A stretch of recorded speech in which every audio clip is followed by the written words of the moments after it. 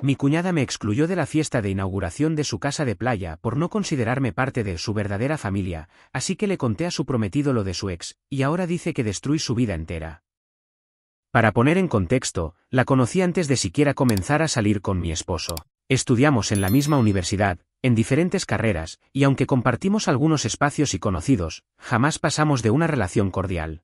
Incluso hubo un intento breve de amistad, que se disolvió tras una discusión banal en una actividad académica. A partir de ahí, se instaló una tensión sorda entre nosotras que, con el tiempo, solo se intensificó.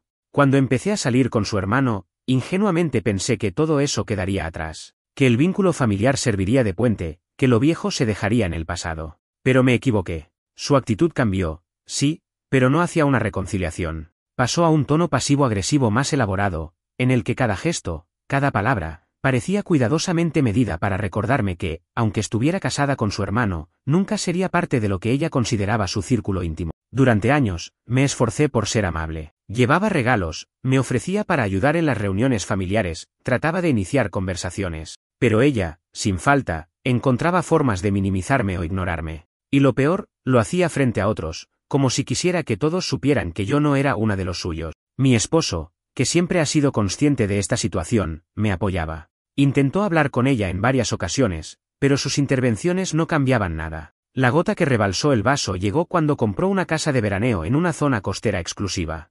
Lo anunció con bombos y platillos en todas sus redes sociales, como si se tratara del logro del siglo. Y aunque yo no la seguía, me envió directamente un mensaje lleno de fotos y comentarios tipo, «Esto es vivir de verdad.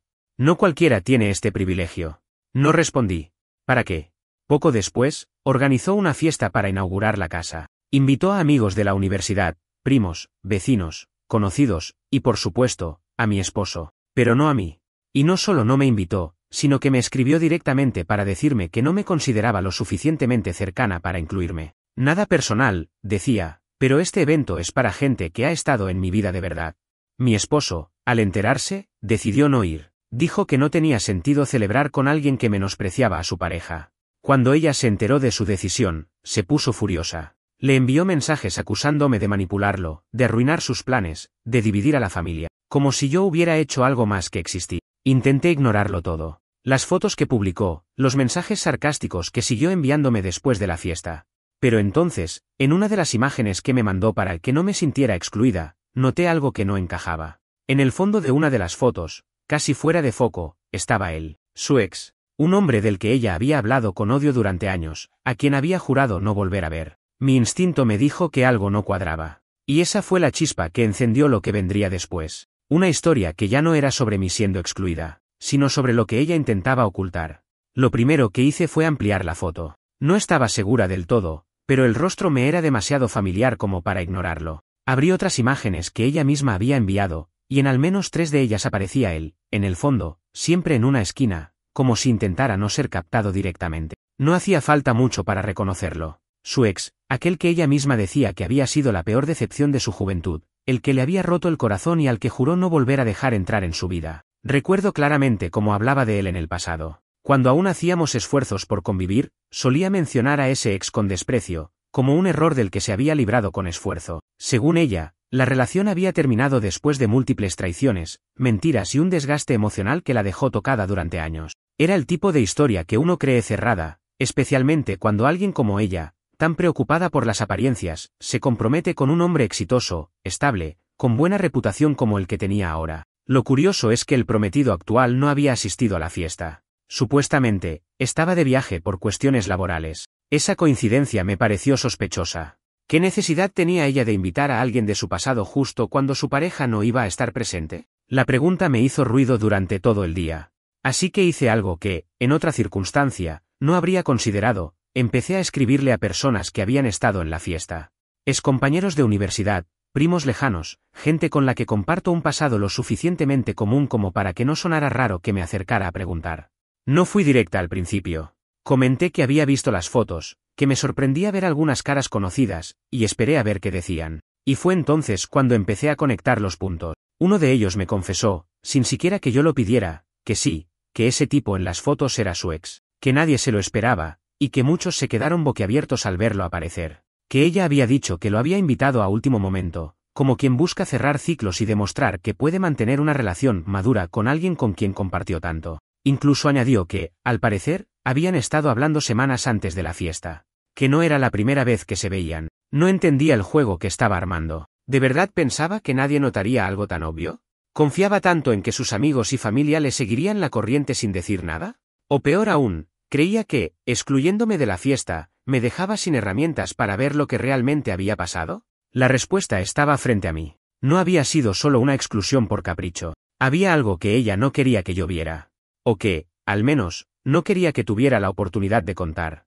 Y eso me enfureció. Porque una cosa es llevarse mal por viejos roces, por egos incompatibles, pero otra muy distinta es usar la relación familiar como excusa para manipular la narrativa a su favor. No soy de las que buscan venganza. No suelo mover fichas solo para hacer caer a alguien, pero en este caso, no podía simplemente mirar hacia otro lado. Estaba demasiado claro que, detrás de esa fiesta y de su aparente felicidad, había una mentira que podía arruinarle la vida a alguien más, su prometido. Él no merecía enterarse de la situación por rumores o, peor aún, vivir engañado sin saber lo que pasaba detrás de su espalda. Pensé en decirle a ella que lo sabía, darle la oportunidad de explicarse, de enmendar. Pero el recuerdo de todos los desprecios, las humillaciones veladas, y el desprecio con que me trató en cada reunión familiar, me hizo dudar. ¿Realmente merecía ese beneficio de mi parte? Fue ahí cuando tomé una decisión. Esa noche no pude dormir bien. No porque me sintiera culpable, sino porque mi cabeza no paraba de procesar lo que había descubierto. El tipo estaba ahí, en su fiesta, en la casa que presumía como el fruto de su nueva vida, justo en el momento en que su prometido, el hombre con el que presumía estar construyendo una relación sólida, no podía asistir. Y yo, la misma persona que según ella no era familia suficiente para estar presente, me había convertido, sin querer, en testigo de algo que podría romperlo todo. Durante horas pensé en lo que debía hacer. Una parte de mí quería mandarle un mensaje, poner todo sobre la mesa y obligarla a enfrentarlo. Decirle, sé que él estuvo ahí, lo vi en tus propias fotos, vas a decirme que fue coincidencia. Pero otra parte, una más silenciosa, más instintiva, me decía que esa conversación sería inútil, que ella encontraría una manera de justificarlo, de darme la vuelta, de hacerme parecer como la envidiosa, la conflictiva, la mujer dolida porque no fue invitada a una fiesta. Ya había estado en esa posición antes, sabía cómo funcionaba su juego. Ella siempre ganaba, no porque tuviera razón, sino porque hablaba más fuerte, manipulaba mejor, y nunca se detenía a mirar el daño que dejaba a su paso. En el pasado, había logrado apartarme de ciertos círculos familiares solo con insinuaciones. Había plantado dudas en la cabeza de sus padres, de sus primos, incluso de amigos mutuos, todo con una habilidad pasmosa para parecer inocente mientras envenenaba lentamente todo a su alrededor. Esta vez no quería permitirlo. Tomé el celular, abrí la galería, seleccioné las fotos que ella misma me había enviado y marqué con zoom el rostro de su ex. El mismo rostro que decía odiar. El mismo que, según ella, representaba su antiguo yo, ese del que tanto decía haberse alejado. No iba a enviarle nada todavía. Lo primero que hice fue hablar con mi esposo. Era justo que él supiera lo que estaba ocurriendo antes de que yo tomara cualquier acción que pudiera afectar su relación con la familia. Le mostré las fotos, le conté lo que había descubierto preguntando a otros invitados, y sobre todo, le dejé claro que no estaba haciendo esto por venganza ni por celos. Lo hacía porque me parecía una completa hipocresía jugar a la perfección mientras se pisoteaban los valores que ella misma exigía a los demás. Él se quedó en silencio por varios minutos. No era la primera vez que su hermana cruzaba una línea, pero esta era diferente. Ya no se trataba de comentarios pasivo-agresivos o desplantes sociales. Ahora estaba poniendo en riesgo la vida de otra persona, alguien que había depositado en ella confianza, amor y, sobre todo, una intención de construir algo real. ¿Qué vas a hacer?, me preguntó al fin, en voz baja. No lo sé.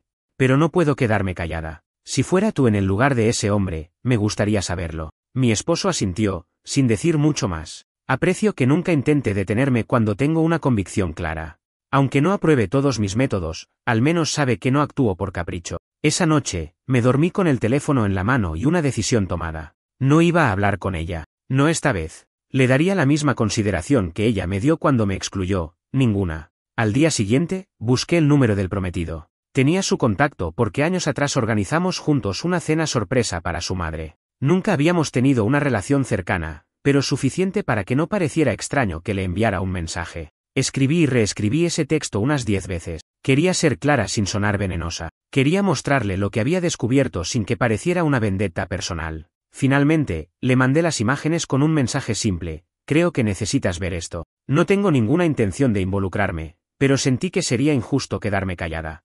Ella me las envió. Yo solo abrí los ojos. Durante horas no recibí respuesta. Me sentía nerviosa, pero no me arrepentía. Había cruzado una línea, sí. Pero solo porque ella me empujó hasta el borde. Más tarde, esa misma tarde, mi teléfono explotó. El primer mensaje que recibí no fue de él, fue de ella. Y no fue un mensaje, fue una avalancha. Primero un simple ¿qué hiciste? Luego vinieron otros, uno tras otro, sin pausa. Frases cortas, entrecortadas, cargadas de ira y una mezcla inconfundible de pánico y orgullo herido. Decía que yo no tenía ningún derecho, que había cruzado todos los límites, que estaba interfiriendo en una relación que no era mía. ¿Quién te crees que eres?, me escribió, como si todavía creyera que podía asustarme con su tono superior, como si los años no hubieran demostrado quién era realmente. La ignoré. En parte porque no quería entrar en su juego, pero también porque esperaba algo mucho más importante, la reacción de él. Quería saber si me había leído, si había entendido lo que implicaban esas imágenes, si tenía alguna intención de defenderse, o de defenderla. Perdón. Pero cuando lo hizo, su mensaje fue breve, sincero, devastado. Gracias. No sabía nada de esto. Solo eso. Ni una palabra más. Y fue suficiente. Fue entonces cuando supe que lo que había hecho había tenido consecuencias. No solo para ella, no solo para él, sino para todos. Para mi esposo, para mí, para esa red enmarañada que llamamos familia, pero que a veces parece más un campo minado que un vínculo de afecto. Y por primera vez en mucho tiempo, sentí algo parecido a alivio. Sin embargo, la paz no duró. Esa misma noche, empezaron a llegar los mensajes de mis suegros, largos, densos, llenos de frases como no era tu lugar, esto debieron resolverlo entre ellos y la infaltable joya de manipulación emocional, ahora entendemos por qué ella nunca se sintió cómoda contigo. Ni una sola mención a su hija habiendo escondido una conexión con su ex, ni una palabra cuestionando si había sido correcto invitarlo en secreto a una fiesta mientras su prometido no estaba. Nada. Solo que yo había hablado de más, que había destruido algo que no me pertenecía. Eso me dolió más de lo que admití en ese momento. Mi esposo, fiel a su carácter tranquilo pero firme, se limitó a responder con un silencio cortante. No los llamó, no justificó nada, solo me abrazó con una mano en la espalda mientras cenábamos en silencio. Sabíamos que, con esta acción, habíamos cruzado un punto de no retorno. Quizá podríamos recomponer ciertas cosas con el tiempo, pero también sabíamos que no sería fácil. Lo que no esperábamos fue lo que vino después. 3 días más tarde, su prometido hizo un anuncio en el grupo familiar de WhatsApp. Era un texto formal, frío, casi clínico. Decía que habían decidido, de mutuo acuerdo, postergar el compromiso indefinidamente, que no querían preguntas, ni opiniones, ni drama, solo espacio. La bomba estalló.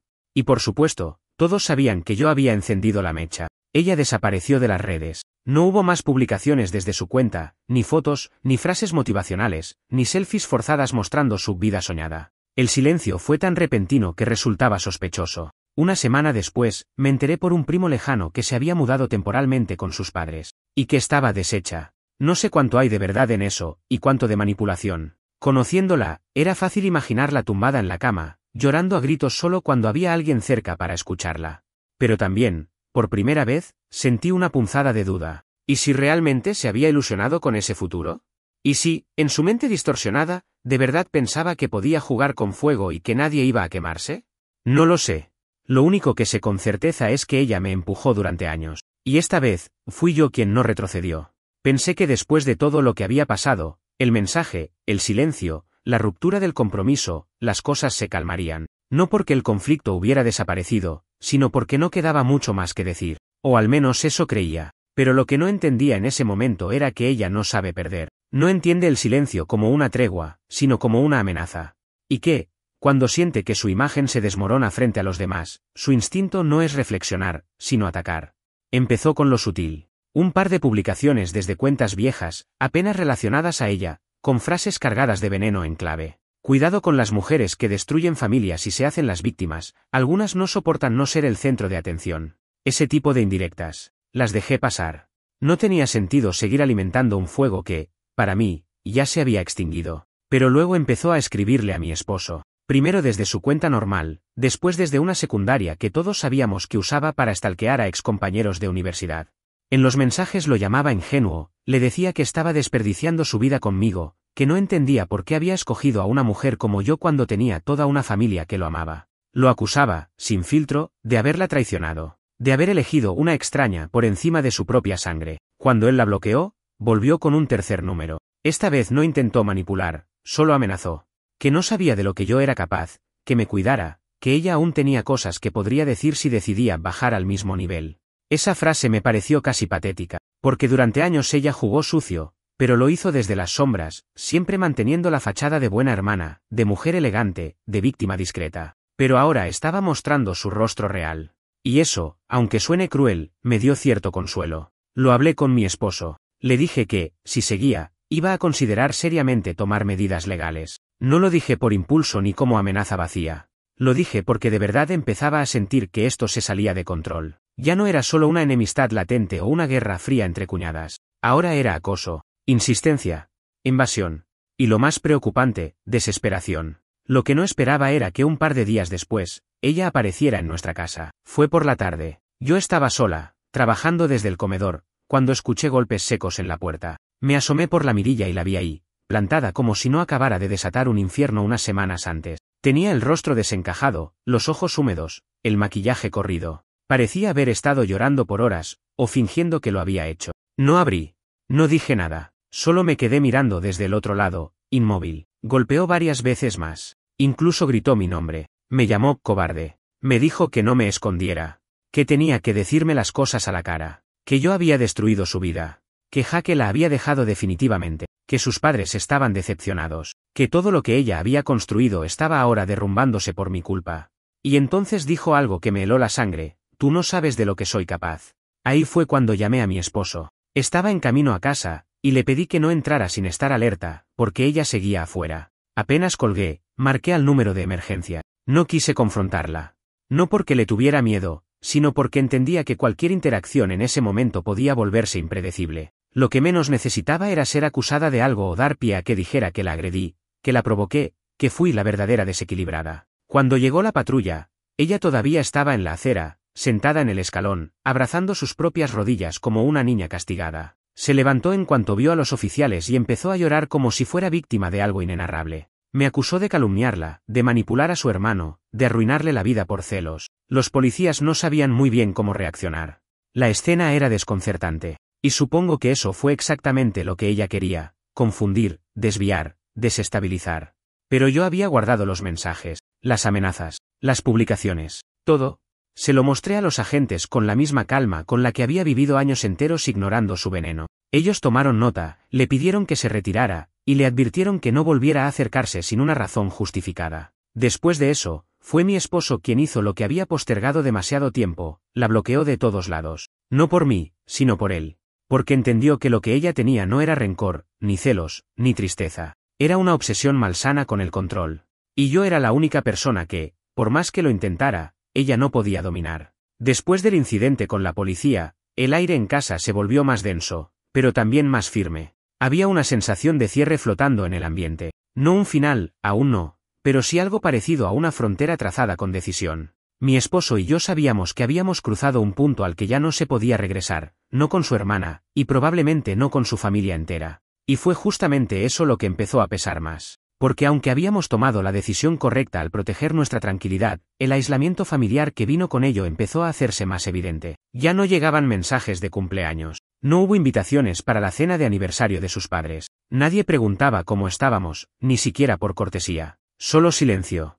Uno que hablaba más alto que cualquier reproche. A veces, me preguntaba si valía la pena. No porque me arrepintiera de lo que hice, no lo hacía ni por un segundo, sino porque ese acto de decir la verdad, de mostrarle a alguien lo que pasaba a sus espaldas, había traído consigo una cadena de reacciones que terminaron por voltearse contra mí. Era como si todos supieran que ella había actuado mal, pero les molestara más que alguien se atreviera a señalarlo. Mi esposo también lo sentía. Lo veía en su cara cuando abría el celular y encontraba los grupos familiares vacíos, o cuando alguno de sus primos leía sus mensajes pero no contestaba. A veces me decía que todo esto parecía sacado de una novela barata, que nunca creyó que su familia fuera capaz de alinearse tan rápido detrás de la versión de su hermana. No importa cuántas veces ella mienta, me decía, siempre van a encontrar la forma de justificarla. Yo sabía que eso le dolía. Aunque intentara restarle importancia, él amaba a su familia. Y perder ese vínculo, incluso sabiendo que estaba podrido por dentro, no dejaba de ser una herida difícil de procesar.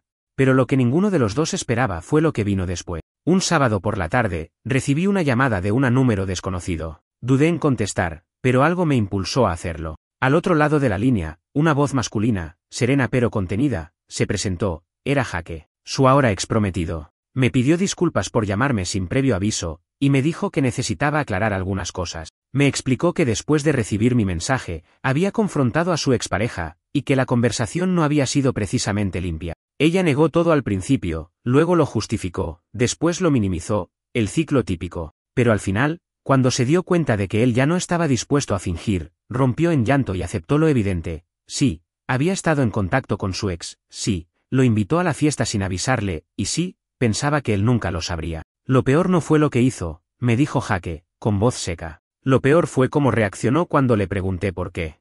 No me habló de amor, ni de dudas, ni de confusión. Me habló de imagen, de cómo necesitaba cerrar capítulos para proyectar estabilidad. Como si todo esto fuera una estrategia de relaciones públicas, no una vida real. Me quedé en silencio. No sabía si me estaba contando eso como una descarga emocional o como una especie de agradecimiento. Pero entonces dijo algo que me aclaró todo. Gracias por decirme la verdad. Nadie más lo habría hecho. Esa frase, tan simple, fue como un ancla en medio del caos. Me recordó por qué había hecho lo que hice. No para vengarme, ni para ganar una batalla, sino porque había una verdad que alguien merecía conocer, sin filtros ni adornos. Él colgó poco después, con una despedida breve y sincera. Y yo me quedé mirando el teléfono, sintiendo por fin una especie de alivio que no había sentido en semanas. Pero la calma no duró demasiado. A los pocos días, recibimos una carta de advertencia legal. No una demanda formal, sino una especie de advertencia redactada por un abogado, acusándome de difamación y daños morales, firmada por ella. Mi esposo la leyó de principio a fin sin decir una palabra. Cuando terminó, la dobló con calma y la dejó sobre la mesa. Luego me miró y dijo: ahora sí, se acabó. Y tenía razón. Ya no era un conflicto familiar. Ya no era una pelea entre cuñadas. Era acoso. Era una campaña activa para desgastarnos emocional y legalmente. Y no íbamos a permitirlo. El papel que ella nos envió a través del abogado era más un intento de intimidación que una amenaza real. No tenía sustento legal, ni pruebas, ni estructura suficiente para avanzar a nada formal. Pero eso no quitaba el impacto que tuvo al recibirlo. Era una declaración de guerra. Y, más que eso, era una forma de decirnos que no pensaba detenerse, que su necesidad de controlarla todo, incluso lo que ya se le había escapado de las manos, estaba intacta. Mi esposo, que rara vez se mostraba alterado, reaccionó de forma distinta esta vez. Se puso de pie, fue a su escritorio, y sacó una carpeta que había empezado a llenar en silencio semanas atrás. Tenía capturas de pantalla, transcripciones de mensajes, fechas, publicaciones archivadas, todo. Me lo mostró sin decir una palabra, y entendí. Había estado anticipando que ella daría ese paso. No porque tuviera una mente paranoica, sino porque conocía a su hermana mejor que nadie. Sabía hasta dónde podía llegar si sentía que estaba perdiendo terreno. Esto no es para responderle, me dijo.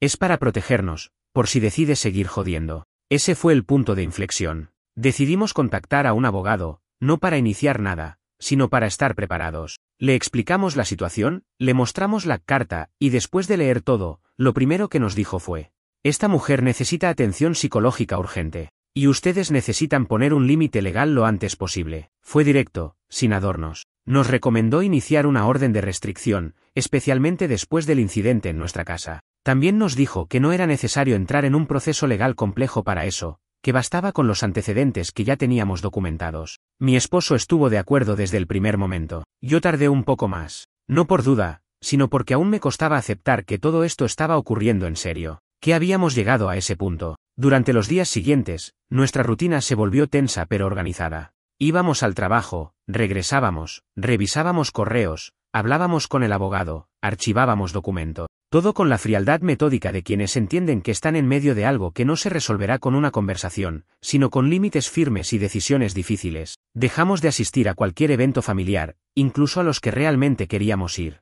La idea de cruzarnos con alguien que eligiera apoyar ciegamente su versión ya no nos parecía incómoda, nos parecía insoportable. Y como era de esperarse, empezaron los rumores. Gente que antes era neutral empezó a tomar distancia, como decían en mensajes genéricos, sin comprometerse con nadie. Otros directamente nos eliminaron de sus redes. Algunos incluso contactaron a mi esposo para pedirle que recapacitara, como si él estuviera en medio de una etapa de rebelión adolescente y no defendiendo el derecho básico a una vida sin acoso. Fue decepcionante, sí. Pero también revelador, porque a veces uno necesita una crisis para ver quién se queda de verdad. Pero lo peor no fue eso. Un día, al llegar del trabajo, encontré una carta metida por debajo de la puerta. No estaba firmada, no tenía remitente, pero su contenido era inconfundible. Era una carta escrita a mano, con una caligrafía torpe pero reconocible. Decía, entre otras cosas, que yo era la raíz de todos los problemas, que mi presencia había enfermado la dinámica familiar y que, si tuviera una pizca de decencia, me alejaría por voluntad propia. No sentí miedo, sentí rabia, porque ahora ya no era solo su obsesión. Era su necesidad de hacerme desaparecer simbólicamente, de borrar cualquier huella de que alguna vez formé parte de algo que ella creía suyo. Guardamos la carta, por supuesto. Y la añadimos al expediente. Mi esposo, que me miraba con el ceño fruncido mientras yo terminaba de leerla, solo dijo una frase: ya no hay vuelta atrás. Y lo sabía. Lo sentía en la forma en que todo se estaba endureciendo, en cómo el cariño fingido se había transformado en odio declarado, en cómo una mujer incapaz de reconocer sus errores prefería incendiar su entorno antes que mirar hacia adentro. No quería que mi vida girara en torno a ella. No había hecho todo esto para mantener un conflicto. Al contrario, lo había hecho para detener uno. Pero ahora estábamos en medio de una guerra que ella misma había comenzado, y que no iba a soltar hasta que se convenciera de que no podía ganarla. Después de la carta anónima, que de anónima no tenía nada, supimos que no podíamos seguir esperando a ver si todo se calmaba por sí solo. Las cosas ya no eran incómodas, eran peligrosas. No en el sentido de violencia física, sino en ese tipo de toxicidad emocional que te desgasta lentamente hasta que te rompe. Y nosotros no estábamos dispuestos a permitir que eso ocurriera. Presentamos formalmente la solicitud de una orden de alejamiento. El proceso fue más rápido de lo que pensábamos, probablemente porque el historial era sólido: mensajes hostiles, insistencia no deseada, aparición en el domicilio, contacto indirecto a través de terceros, y la carta manuscrita. Cuando la notificación le fue entregada oficialmente, nos enteramos por un primo que ella había reaccionado con una mezcla de lágrimas teatrales y ataques de furia, culpando a todos, menos a sí misma, por lo que estaba pasando. Su familia, como era de esperarse, se alineó una vez más a su favor. No porque creyeran de verdad que ella era inocente, sino porque les resultaba más cómodo seguir defendiendo la narrativa que los hacía ver como un núcleo unido, que reconocer que el conflicto se había salido completamente de control. Nos etiquetaron como radicales, exagerados, rencorosos. Y aunque nos dolió, ya no nos sorprendía. A esas alturas, nadie de ese entorno podía decepcionarnos más. Fue entonces cuando tomamos la decisión final. Nos mudamos. No a otro país ni a una ciudad lejana, pero sí a suficiente distancia como para que el pasado no tocara la puerta sin invitación. Encontramos un lugar más pequeño, más tranquilo, más nuestro. Un lugar donde nadie preguntaba por historias familiares ni indagaba en conexiones anteriores. Por primera vez en mucho tiempo, sentíamos que podíamos respirar sin que alguien tratara de reescribir nuestra versión de los hechos. Los primeros meses fueron silenciosos, en el buen sentido. No más llamadas, no más mensajes, nadie rondando la puerta, nadie tratando de infiltrarse emocionalmente en nuestras decisiones. Vivíamos con menos cosas, pero con más paz. Y eso era todo lo que queríamos. Una tarde, mientras tomábamos café en la terraza del nuevo apartamento, mi esposo me miró y dijo: ¿sabes qué es lo que más me duele de todo esto? Pensé que hablaría de sus padres, de los cumpleaños que no volvería a compartir, de las navidades vacías, de los domingos sin llamadas. Pero no. Me duele haber tardado tanto en poner límite. No supe qué responder. Porque en el fondo, yo también me había fallado en eso. Aguanté mucho. Demasiado. Por miedo a causar conflictos, por querer mantener la paz, por no querer parecer la cuñada conflictiva. Y eso solo le dio más espacio para actuar como quiso. Si algo aprendimos de todo esto es que el silencio no siempre es virtud. A veces es complicidad. A veces es permitir que te aplasten con una sonrisa en la cara. Pasaron los meses. Empezamos a reconstruir. No fue fácil, pero fue limpio. El proceso de alejarnos de su familia no fue instantáneo ni absoluto. Algunos tíos aún nos escriben de vez en cuando, en privado, pero sí definitivo en lo esencial. Nunca más volvimos a ver a su hermana. Ni en persona, ni en línea, ni a través de terceros. Supimos por conocidos en común que nunca llegó a casarse, que Jaque terminó mudándose a otro estado por motivos de trabajo, y que, aunque ella intentó reconectar con él ya no tenía interés. También supimos que intentó rehacer su imagen organizando eventos benéficos y colaborando en redes sociales sobre salud emocional, lo cual, honestamente, nos causó cierta risa irónica. Pero no comentamos más allá de eso. Ya no era nuestro asunto. Lo que me queda de todo esto no es rencor. Es una claridad dolorosa, sí, pero necesaria. Aprendí que la familia no lo justifica todo, que hay personas que, por más que compartas apellido o historia, no merecen lugar en tu vida. Aprendí que no tengo que soportar humillaciones para demostrar que soy la mejor persona. Y que a veces, hacer lo correcto no se siente como una victoria, pero te libera.